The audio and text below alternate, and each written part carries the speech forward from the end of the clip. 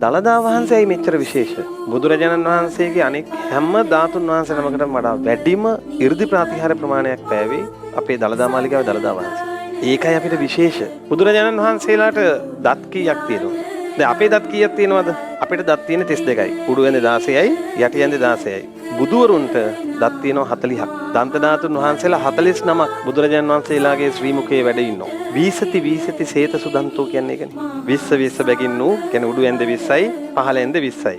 සේත සුදන්තෝ සුදු වර්ණයෙන් බබලෙනවා. දැන් අපේනේ කහ පාටයි දුඹුරු පාටයි ඔක්කොම තියෙන්නේ නේද? බුදුරජාණන් වහන්සේලාගේ එහෙම නැහැ. ඊළඟට බුදුරජාණන් වහන්සේලාගේ මේ දත් අතර හිදැස් නැහැ. මේ විස්මිත දෙතිස් මහා පුරුෂ ලක්ෂණයන්ගෙන් එකක්.